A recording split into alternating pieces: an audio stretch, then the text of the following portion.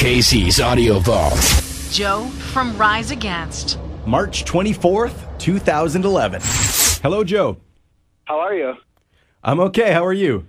I'm good. I just ate Indian food in Berlin. I'm staying in Berlin right now. I was kind of wondering what you guys would be eating out there since it's all schnitzel and beer.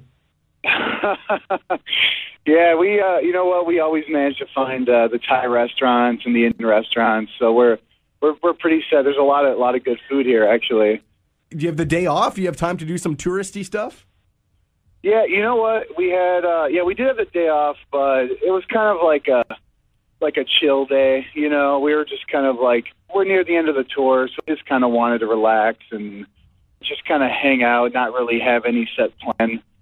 I just kind of walked around. Nothing too exciting. You didn't take in the Berlin Zoo? I did not. Although Checkpoint Charlie was very close to our hotel, and I probably should have walked over there to check out, you know, obviously this crazy history in Berlin, but I didn't do it. I just kind of I was very boring today. The famous polar bear at the Berlin Zoo died last week. I'm just going to throw this story at you. They're thinking of stuffing him and putting him on display. Yeah, I actually heard that he died. I didn't hear that. You know, I personally have conflicting. I'm not into the zoo idea, and I understand that's like a place where people go like to see. It's the only chance they can see these animals in real life.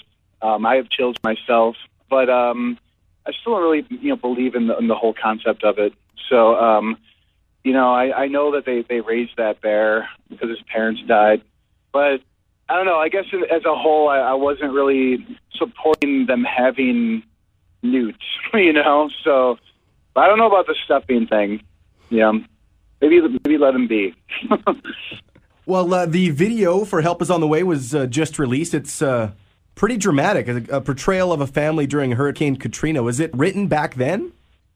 No, it was not. It was written just a couple months ago by Alan Ferguson, the director. And it was just, that song was written just about the state of New Orleans and what's happened there over the last, 5 years. And we felt like that video was kind of just an important like accessory to the song. I mean, it's such an important song, and we didn't want to do another video where we're playing and then they show footage of something and then we're playing again. We just wanted to do something a little different, and got that treatment from Alan Ferguson, and we loved it, so we went with it. It's definitely my favorite video that we've done. The help, it arrives at the end of the video, but in the song, it never came. And the album title, Endgame, it doesn't sound all that optimistic. Do you guys have a theme or a lesson for this disc? Well, yeah. The whole concept for me with Endgame is kind of goes for like a rebirth or a rebuilding of society. I think that there's a lot of wrong out in the world, and that's kind of what it's going to take to fix it, is the quote-unquote end of the world, like as we know it, and then we start over.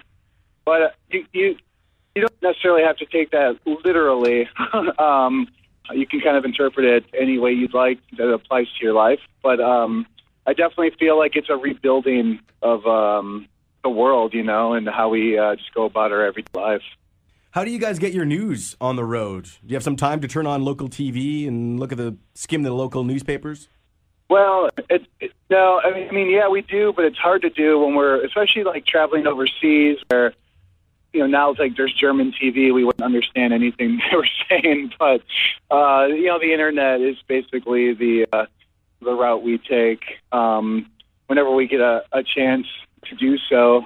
Like we found out about the earthquake in Japan while we were in Spain at the beginning of this tour, and we were actually doing a photo shoot for Kerrang! Magazine, and we didn't have a chance to open our laptops that morning. And then while we were doing the photo shoot, it's like the photographer was the one that told us, and we're like, wow, like I can't believe like I had just no clue that happened.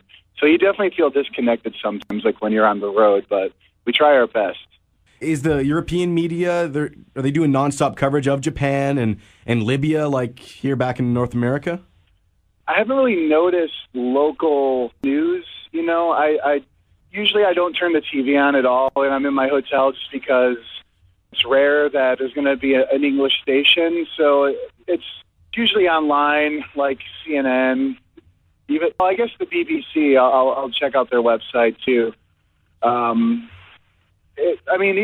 That's still kind of sinking in with me. I'm so much affected by that, you know, just with everything. And we have friends that live there, and their life is just in shambles. You know, a really good friend of ours is a tattoo artist in Tokyo, and he said all the little things that you take for granted, like, you know, think about it and think about what, you know, like our friend Hiro can't get gas. Like you're waiting in line for hours just to get gas. It's like things like that maybe people don't necessarily think about in these times. Well, on a much happier note, congratulations, Endgame, the #1 album in Canada. Yes, thank you. That's quite a feat when you're going up against the latest album from Glee. Yeah, things like you know, charts and just the numbers part of the music industry. Like we tend to like not pay so much attention to it, but it's really hard to ignore that. And we're so grateful for. I mean, her fans in Canada are so supportive. They've always have been since this band's inception. It's cool to see like all the hard work paying off. You know, years of touring, and we just kind of watched it grow slowly. But yeah, I mean, it really is amazing. Now we just need to figure out, you know, a tour in Canada. Do you think you can slot some time in? It looked like on RiseAgainst.com that maybe June was an opening. I will say we will definitely be in Canada by the end of the year, but I'm not sure exactly when that's going to happen. We're just trying to figure out like the best option for us. Well, you've been part of the Chicago punk scene for a long time, before Rise Against, even 88 Fingers Louie. Did you hear about Screeching Weasel falling apart? I'm really heartbroken over that. I mean, I did. I had like a million people texting me that day because I definitely grew up listening to Screeching Weasel and watching them play, and you know, I mean, just learning their songs. I mean, you know, I kind of learned a little bit from their songwriting on how to write my own songs, you know, just as far as that sound, that pop punk sound. And I just can't believe that, you know, I don't know, that Ben just, I don't know. I mean, I know he was angry at South by Southwest, but violence is never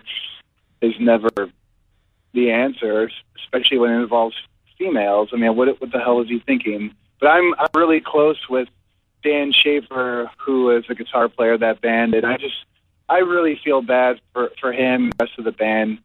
You know, they just resigned from Screeching Weasel, so it's just I don't know. It's ridiculous that's how that ended. They just had that new record out, but yeah, it's definitely saddens me.